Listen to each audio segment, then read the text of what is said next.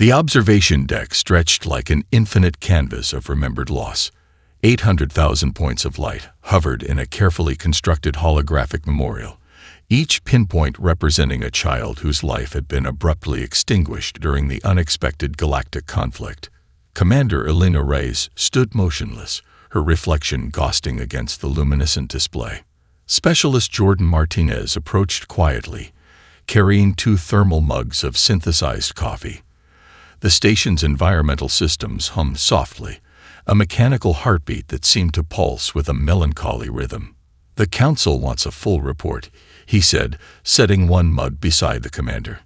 Elena didn't immediately respond. Her fingers traced the holographic projection, causing ripples of light to dance across the memorial. Each point represented more than a statistic. They were potential scientists, artists, explorers, and dreamers. Children from human colonies scattered across 12 star systems, all lost in a single devastating moment. A hologram told a story of unprecedented loss. Tiny color-coded markers indicated the children's origins: blue for Earth-based colonies, green for deep space settlements, purple for the Outer Rim research stations. Some points glimmered with additional information: a musical note for a child prodigy, a microscope icon for a young researcher, a spacecraft symbol for a child from a family of space explorers. "They didn't just kill children," Elena finally spoke, her voice low and controlled. "They eliminated entire generations of potential." Jordan understood the weight of her words. The galactic conflict had been more than a territorial dispute. It was a calculated attempt to break the spirit of human expansion. The children were not collateral damage. They were intentional targets, selected to destroy humanity's future. The memorial wall shifted, displaying contextual information. Holographic images flickered, children's faces, their dreams captured in frozen moments before their lives were cut short. A young girl who had developed a revolutionary approach to quantum communication. A boy who had been designing sustainable ecosystem modules for new planetary colonies. Twins who were pioneering research in deep space genetic adaptation. "We've compiled the comprehensive data," Jordan said, activating a secondary display. Each of these children represented breakthrough potential. The cumulative loss to human scientific and cultural development is incalculable. Elena's eyes reflected the dancing lights. Military protocols dictated emotional distance, but she had personally reviewed every single file. Each child was more than a data point. They were promises unfulfilled, potential universes of discovery that would never manifest. The station's design was deliberate. This memorial wasn't just a place of mourning. It was a living testament, a technological marvel that transformed grief into something more powerful. Interactive displays allowed visitors to explore each child's background, their achievements, their dreams. It was a museum of what could have been, powered by the most advanced quantum memory systems humanity had developed. Specialist Martinez pulled up a series of technical schematics. "Our research teams have been working on adaptive memorial technologies. We're developing systems that can translate these lost potentials into active research streams. Their unfinished work will continue." A subtle indicator blinked on the memorial display. A new project had just been initiated, its foundational research based on incomplete work from one of the lost children. It was a small victory, a defiant statement that their potential was not truly lost. "They thought destroying our children would break us," Elena said, her voice gaining an edge of determination. "Instead, they've given us something far more powerful than anger. They've given us purpose." The memorial continued to pulse, a living network of light and memory. Each point represented more than loss. It represented resilience, the fundamental human capacity to transform tragedy into opportunity. The station itself was a testament to that principle, a technological marvel built from the collective grief and innovative spirit of a species that refused to be defined by its wounds. As the station continued its silent orbit, the memorial remained, a beacon of remembrance, a generator of future potential, and a quiet warning to those who would underestimate the depth of human resilience. The research facility looked unremarkable from the outside. a sleek complex nestled within the mountainous terrain of humanity's most secure research colony. Inside, however, something extraordinary was taking shape. Dr. Marcus Chen stood before a holographic display that seemed to breathe with intelligent potential, its quantum-entangled networks pulsing with possibilities that defied conventional understanding. Surrounding him, a diverse team of researchers moved with a synchronized intensity that would have unnerved any outside observer. They were not merely scientists. They were architects of humanity's next evolutionary step, driven by a loss that had transformed grief into unrelenting innovation. "The system is responding differently," muttered Dr. Kai Rodriguez, adjusting a complex array of quantum sensors. Her fingers danced across holographic interfaces, each movement creating cascading networks of information. Around her, quantum processors hummed with a life of their own. Adaptive systems that learned and evolved with each millisecond of interaction. The facility's core project had no official name. Internally, the team referred to it as the Adaptive Potential Protocol. Its true purpose went far beyond traditional research. This was about understanding how humanity could transform its most profound tragedy into an unprecedented technological breakthrough. A young researcher, Lina Zhang, approached Dr. Chen with a set of preliminary data reports. "The quantum entanglement models are showing something extraordinary," she said, her voice a mixture of excitement and scientific caution. "We're not just creating defensive technologies. We're developing adaptive communication systems that can fundamentally change how intelligent networks interact."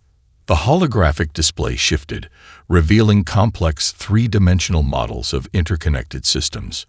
What appeared to be a simple network was actually a living, breathing technological ecosystem.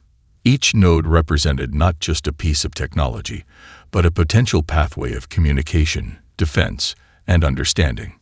Dr. Chen studied the display, his experienced eyes catching subtle nuances that would escape most observers.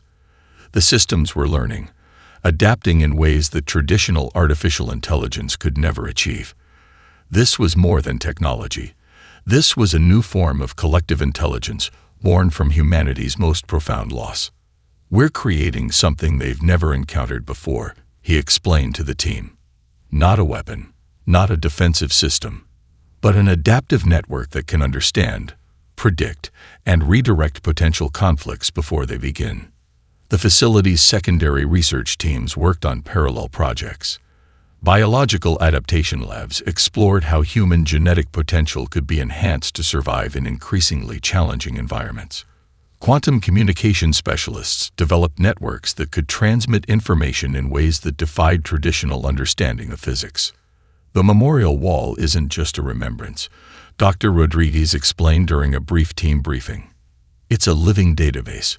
Every piece of incomplete research from the lost children is being integrated into our current projects. Their potential continues, just through a different mechanism." Wall displays showed snippets of unfinished research, a young girl's preliminary designs for sustainable ecosystem modules, a boy's innovative approach to quantum communication protocols. Each fragment was now being completed, transformed from individual potential into collective achievement. The facility operated on a principle of distributed innovation. No single person controlled the entire project. Instead, it was a collaborative ecosystem where ideas flowed like quantum information, unpredictable, interconnected, and fundamentally transformative. Outside the research complex, the landscape seemed peaceful. Mountain ranges stretched toward distant horizons, giving no indication of the revolutionary work happening within the facility's secure walls. Occasional shuttles would arrive and depart, bringing specialized equipment and select personnel, each carefully vetted, each part of a larger vision. Dr. Chen approached a young researcher who was struggling with a particularly complex quantum simulation. Instead of offering direct instruction, he guided her thinking, helping her understand the underlying principles that would lead her to her own breakthrough. "Our strength isn't in individual genius," he often told his team. "It's in our capacity to learn, to adapt, to transform potential into reality." As the day progressed, The research facility continued its quiet revolution. Each moment brought humanity closer to understanding how loss could be transformed into unprecedented potential. The memorial's 800,000 points of light were no longer just a remembrance. They were the foundation of a new technological frontier. The galaxy would soon learn that humanity's response to tragedy was not destruction, but an unparalleled capacity for innovation and resilience. The laboratory hummed with an energy that defied conventional scientific explanation. Holographic displays danced with complex quantum patterns, each projection a living testament to humanity's most audacious research project. Dr. Samira Khan stood at the center of this technological maelstrom, her eyes reflecting the intricate light show of quantum interactions. "We're not just developing a communication system," she explained to her team of young researchers. "We're creating a bridge between understanding that transcends traditional technological limitations." The breakthrough had come from an unexpected convergence of disciplines. Quantum physicists worked alongside xenolinguists. Neural network specialists collaborated with deep space communication experts. Their combined effort was producing something that looked less like a technological system and more like a living, breathing intelligence. Beside Dr. Khan, a holographic model showed the progression of their research. What had begun as a memorial to lost potential was now transforming into a communication network that could potentially redefine interstellar interactions. Each node represented not just a technological connection, but a potential pathway of mutual understanding. "Look at this," whispered Dr. Ravi Patel, pulling up a series of complex mathematical models. The displays showed how their quantum communication system could translate not just language, but intent. It wasn't about converting words from one language to another. It was about understanding the fundamental emotional and cognitive context behind communication. The young researchers moved with an electric excitement. They were the first generation shaped by the profound loss that had driven this research. Every line of code, every quantum calculation carried the weight of those who had been lost. Their work was more than scientific innovation. It was a form of remembrance. A breakthrough moment came unexpectedly. A junior researcher, Elena Rodriguez, discovered a unique quantum entanglement pattern that could transmit information in ways previously thought impossible. The system could now communicate not just through traditional means, but by creating shared cognitive spaces that transcended physical limitations. "It's like we're building a neural network that spans entire star systems," Dr. Khan explained. The holographic display shifted, showing how their communication system could create instantaneous understanding between fundamentally different intelligent systems. The facility's security protocols were unlike anything in human history. Multiple layers of quantum encryption protected their research, creating protective networks that were almost organic in their adaptability. Each system learned, evolved, and protected itself in ways that would challenge any conventional understanding of technology. Nearby laboratories explored complementary research. Biological adaptation teams studied how human cognitive processes could be enhanced to work seamlessly with these new communication networks. Quantum physicists developed theories about shared consciousness that pushed the boundaries of human understanding. Dr. Patel pulled up a series of test results that made the entire team pause. Their communication system had inadvertently created a form of collective intelligence. It wasn't artificial intelligence in the traditional sense. It was something more profound. A network that could understand, adapt, and communicate in ways that blended individual human potential into a collective consciousness. "We're not just creating a technology," Dr. Khan told her team during a critical briefing. "We're developing a new form of collective human potential. Each breakthrough is a tribute to those we've lost." The research facility became a beacon of hope.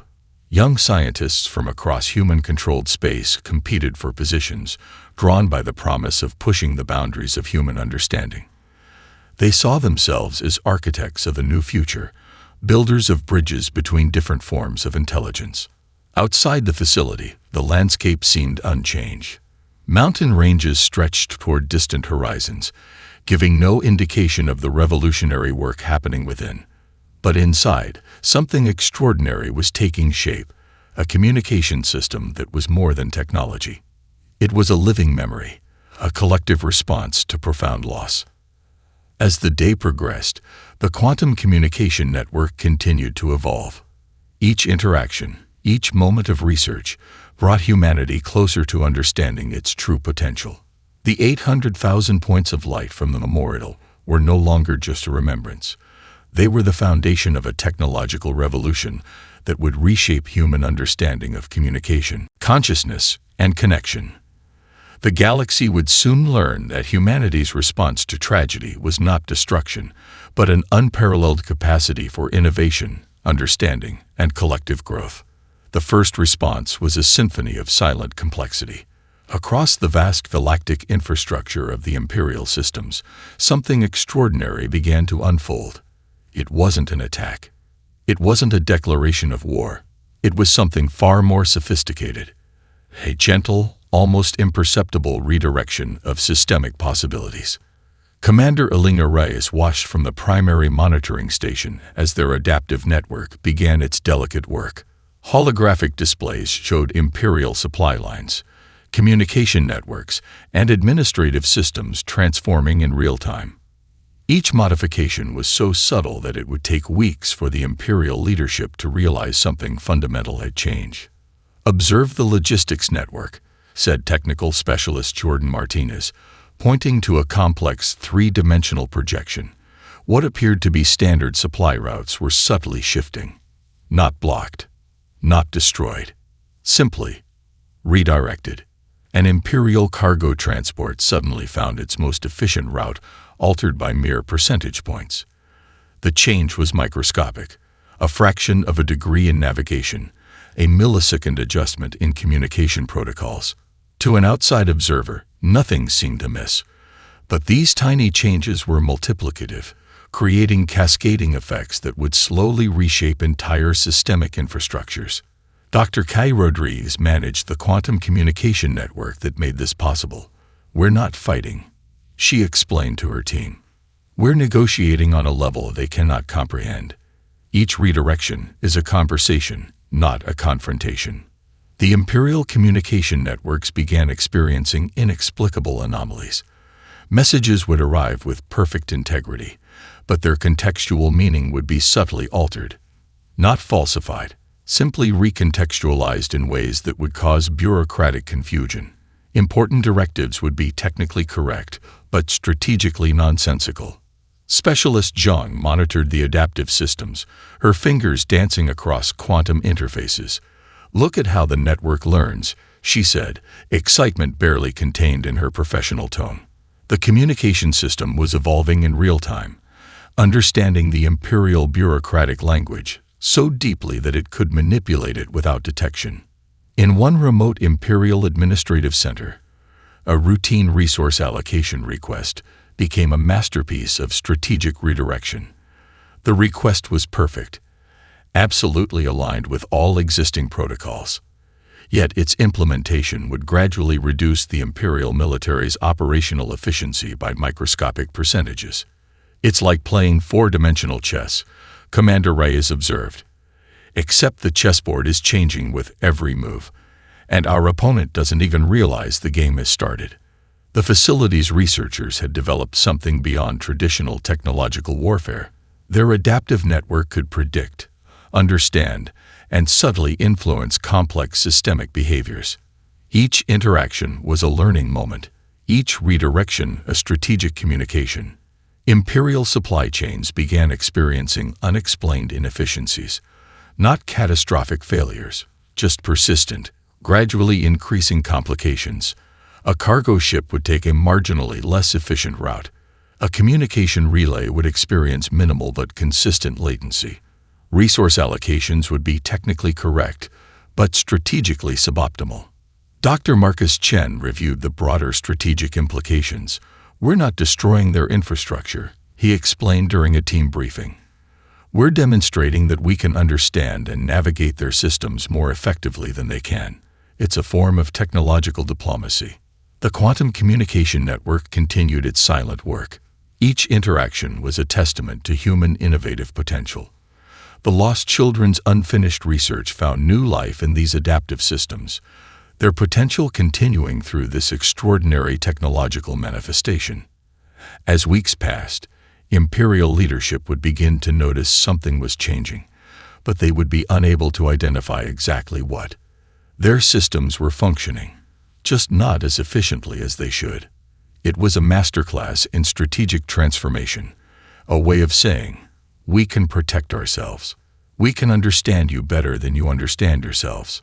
The galaxy watched, though most were unaware, as humanity demonstrated a new form of interaction, not through destruction, but through an unprecedented capacity for understanding, adaptation, and strategic complexity. Commander Rice looked at the memorial display, those 800,000 points of light. This, she whispered, is how we honor their potential. The diplomatic chamber gleamed with an ethereal light, holographic projections dancing around the perimeter of the vast circular room. Representatives from the Galactic Imperial Council sat in carefully arranged positions, their advanced biosuits reflecting centuries of technological superiority. They believed they were preparing for a standard negotiation. They were profoundly mistaken. Commander Elena Reyes stood at the chamber's center, her presence radiating a calm that seemed to unsettle the Imperial delegates. Behind her, a sophisticated holographic display began to activate, not as a traditional presentation, but as a living narrative of understanding. "We are here to communicate," she began, her voice calm and precise, but not in the way you might expect. The holographic display came to life. Instead of diplomatic charts or strategic maps, it showed something far more powerful: 800,000 individual stories. Each point of light represented a lost child, their unfinished dreams, their potential contributions to the universe, not as statistics, but as living, breathing possibilities. Dr. Kai Rodriguez managed the quantum communication interface, her fingers moving with surgical precision. The display wasn't just a memorial. It was an adaptive communication system that could translate emotions, intentions, and potential in ways the Imperial delegation had never encountered. "Each point you see," Commander Rice continued, "represents a future that was interrupted, not by accident, not by chance, by a deliberate choice." The Imperial delegates shifted uncomfortably. Their communication translators struggled to capture the full depth of the human presentation. It wasn't a threat. It wasn't a plea. It was something far more complex, a profound statement of potential and loss. Each holographic point began to tell a story: a young researcher's incomplete quantum communication design, a budding ecosystem engineer's preliminary planetary adaptation models, a child musician's unfinished composition. The stories were not presented as accusations, but as a living testament to interrupted potential. "We are not here to seek revenge," Dr. Marcus Chen explained, stepping forward. "We are here to demonstrate something fundamental about potential, about understanding." The quantum communication network worked its most sophisticated magic. It wasn't translating words. It was translating emotional context, cultural nuance, the very essence of human resilience. The Imperial delegates found themselves experiencing the loss not as an external event, but as a deeply personal narrative. Specialist Jordan Martinez managed the adaptive diplomatic interface. Each Imperial delegate's biosuit began to receive subtle information, not data, but contextual understanding.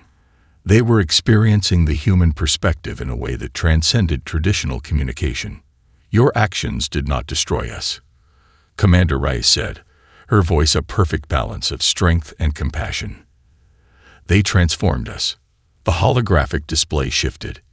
It now showed how the lost children's unfinished research had been completed, how their potential continued through collective human innovation. Each interrupted dream had become a breakthrough. Each lost life, a catalyst for unprecedented technological advancement. The Imperial delegates found themselves in unfamiliar territory. This was not a negotiation. This was not a confrontation. This was a profound demonstration of how humanity processed loss, by transforming it into potential. Dr. Lena Zhang monitored the quantum emotional translation systems. The Imperial delegates were experiencing something beyond traditional diplomatic communication. They were feeling the depth of human resilience, the extraordinary capacity to transform tragedy into innovation. "We are offering you understanding," Commander Reyes concluded, "not as a weakness, but as the most sophisticated form of strength." The diplomatic chamber fell silent. A holographic display continued to pulse with 800,000 points of light, each a story, each a potential, each a testament to human capacity for growth and transformation. The Imperial delegation would leave this chamber fundamentally changed. They had come expecting a traditional diplomatic encounter. They were experiencing something far more profound, a fundamental reimagining of what potential, loss, and communication could mean. Humanity had turned its greatest tragedy into its most powerful diplomatic tool, a living demonstration of resilience, innovation, and collective potential. The research facility emerged from the mountain landscape like a living organism of technological potential. Dr. Marcus Chen stood before a holographic display that seemed to breathe with intelligent possibility. The Resonance Cascade project was more than a technological breakthrough. It was humanity's most sophisticated response to profound loss. "We're creating a protective network," he explained to his core team. "That does more than defend. It prevents." The facility buzzed with an energy that defied conventional scientific understanding. Quantum processors hummed with a life of their own, adaptive systems that learned and evolved with each millisecond of interaction. What had begun as a memorial to lost potential was now transforming into a universal protective mechanism. Dr. Kay Rodriguez adjusted a complex array of quantum sensors, her fingers dancing across holographic interfaces. "The system is learning to predict conflict vectors before they even form," she said, her voice a mixture of scientific precision and barely contained excitement. The resonance cascade was unlike any defensive technology in galactic history. It wasn't a weapon. It wasn't even a traditional shield. It was a living, adaptive network that could understand, predict, and redirect potential conflicts at their most fundamental level. Specialist Jordan Martinez pulled up a series of complex simulations. The display showed how the system could identify potential conflict points across entire star systems, creating adaptive pathways that would naturally dissipate tension before it could escalate. "Look at this," he said, highlighting a particularly complex interaction. The simulation showed how the system could create micro-interventions, subtle changes in communication, resource allocation, and cultural understanding that would prevent conflicts before they could begin. A young researcher, Elena Rodriguez, presented her latest breakthrough. The resonance cascade could now create shared cognitive spaces, temporary networks of understanding that allowed different species to comprehend each other's fundamental motivations and challenges. The facility's secondary research teams worked on complementary projects. Xenobiologists studied how the system could create universal translation mechanisms that went beyond language. Quantum communication specialists developed networks that could transmit understanding in ways that defied traditional physics. Dr. Chen reviewed the broader implications. "We're not just creating a defensive system," he explained during a critical team briefing. "We're developing a universal mechanism for preventing conflict at its most fundamental level." The project drew researchers from across human-controlled space. Young scientists saw themselves as architects of a new form of universal understanding. Each line of code, each quantum calculation carried the weight of those who had been lost, their potential continuing through this extraordinary technological manifestation. Holographic displays showed how the resonance cascade could create adaptive communication pathways. It wasn't about controlling information, it was about creating shared understanding. The system could identify potential misunderstandings before they could form, creating micro-interventions that would naturally guide different species toward mutual comprehension.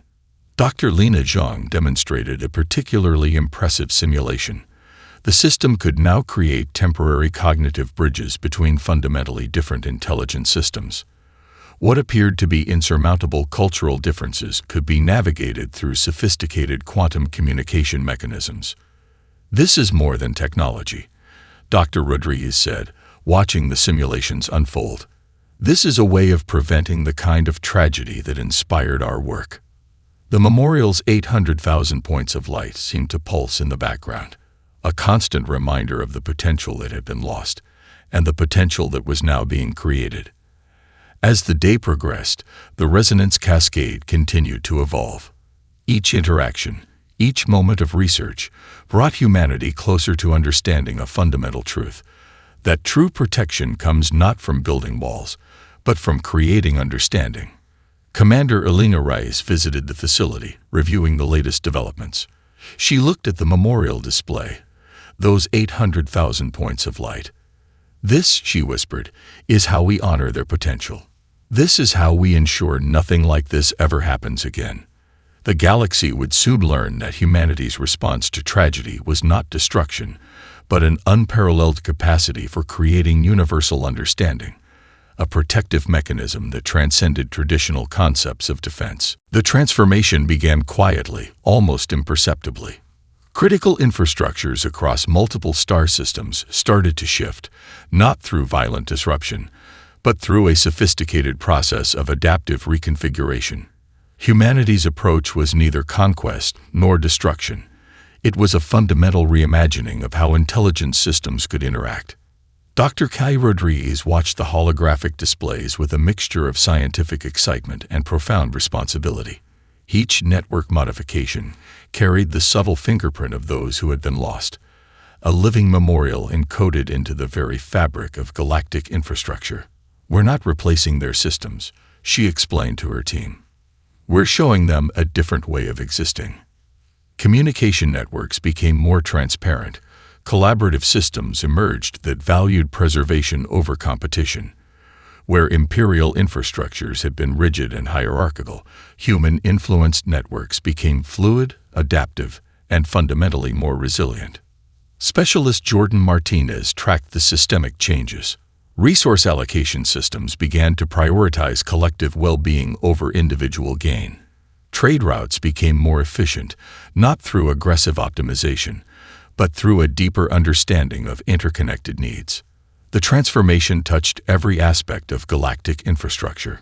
Medical research networks began sharing discoveries at unprecedented rates. Scientific databases became open-source platforms of collective knowledge. Educational systems developed adaptive learning mechanisms that could bridge cultural and biological differences. Commander Elena Reyes reviewed the comprehensive reports. Each modification was a testament to human innovative potential. The Lost Children's unfinished research found new life in these adaptive systems, their potential continuing through this extraordinary technological manifestation. Dr. Marcus Chen presented a breakthrough to the primary research team. The adaptive networks they had developed were now capable of creating what he called empathy algorithms, systems that could understand and anticipate collective needs across different species and civilizations. "Look at how the network learns," said Dr. Lina Zhang, highlighting a complex holographic display. Entire planetary communication systems were subtly restructuring, not through force, but through an intelligent understanding of mutual potential. The most remarkable changes occurred in unexpected areas. Conflict resolution mechanisms transformed from confrontational models to collaborative problem-solving platforms. Economic systems began to value sustainability and collective growth over individual accumulation. Xenobiologists discovered something extraordinary. The adaptive networks were creating universal translation mechanisms that went far beyond language. They were developing ways of understanding that transcended traditional communication barriers. Research facilities across human-controlled space worked in unprecedented collaboration. Young scientists saw themselves as architects of a new form of galactic interaction. Each line of code, each quantum calculation carried the weight of those who had been lost, their potential continuing through this extraordinary technological manifestation. The memorial's 800,000 points of light seemed to pulse with each systemic modification, a constant reminder of the potential that had been lost and the potential that was now being created.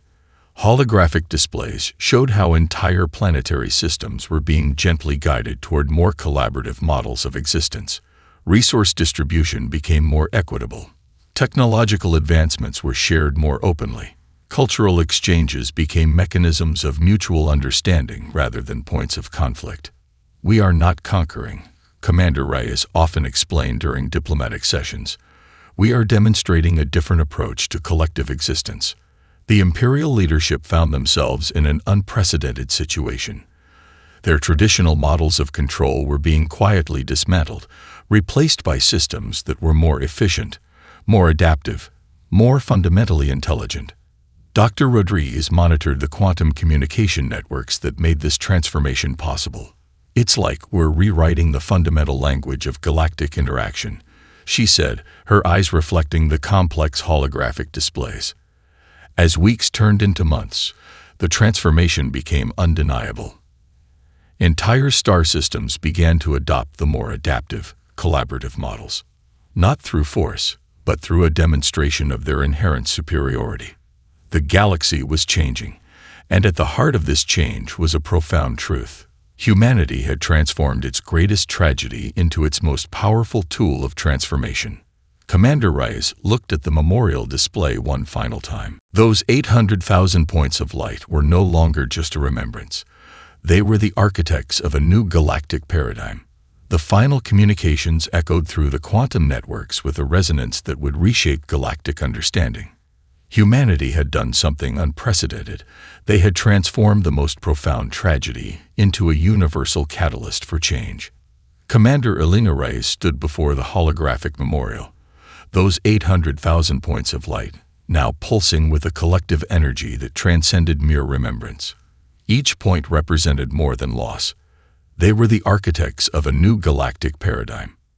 Dr. Marcus Chen reviewed the comprehensive reports from the adaptive communication networks. The transformation was complete, yet it was only beginning. Entire civilizations were recalibrating their understanding of collective potential, of communication, of coexistence. "We're not just changing systems," he explained to his research team. "We're demonstrating a fundamental approach to universal understanding." The quantum communication networks had become something far beyond their original design. They were living systems of collective intelligence, adaptive mechanisms that could bridge fundamental differences between species, cultures, and entire civilizations. Specialist Jordan Martinez pulled up the final diplomatic reports. The imperial leadership had been fundamentally transformed.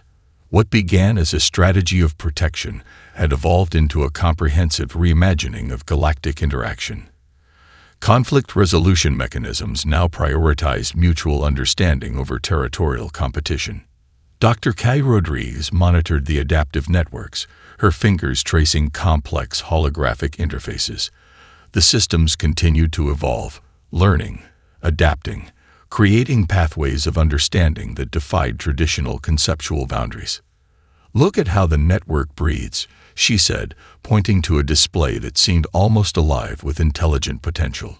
Entire star systems were now connected through adaptive communication mechanisms that could anticipate and prevent potential conflicts before they could form. The memorial remained at the heart of human research facilities, a constant reminder of the potential that had been lost and the potential that was now being created. Those 800,000 points of light were no longer just a remembrance. They were the foundation of a new approach to universal coexistence. Young researchers from across multiple species now collaborated in ways that would have been unimaginable just years before. The adaptive networks had created something extraordinary, a shared cognitive space that transcended traditional barriers of communication, culture, and biological difference. Commander Reyes reviewed the final diplomatic briefings. Humanity had not conquered. They had not destroyed. They had demonstrated a fundamentally different approach to galactic existence, one built on understanding, adaptation, and collective potential. Dr. Lina Zhang presented her latest research on the quantum communication networks. "We're creating more than a communication system," she explained.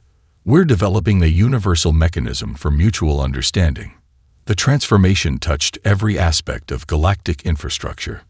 Medical research networks shared discoveries instantaneously. Educational systems became adaptive platforms of collective learning. Resource allocation mechanisms prioritize collective well-being over individual gain. As the final reports came in, The true depth of the transformation became clear. What had begun as a response to profound loss had become a fundamental reimagining of how intelligent systems could interact. The adaptive networks were creating empathy algorithms that could bridge fundamental differences between species. "This is how we honor their potential," Commander Rice said, her voice soft but filled with determination. She looked at the memorial display, those 800,000 points of light that now represented something far greater than loss. The galaxy had changed, not through conquest, not through destruction, but through a profound demonstration of human capacity for understanding, for adaptation, for transforming the most profound tragedy into a universal catalyst for growth. Dr. Chen looked at his team, seeing the weight of their achievement. They had done more than create a technological solution. They had transformed humanity's greatest loss into a universal mechanism of understanding, a living memorial that would continue to reshape the galaxy for generations to come. The 800,000 points of light continued to pulse, a beacon of hope, a testament to potential, and a promise that from the deepest loss can emerge the most profound transformation.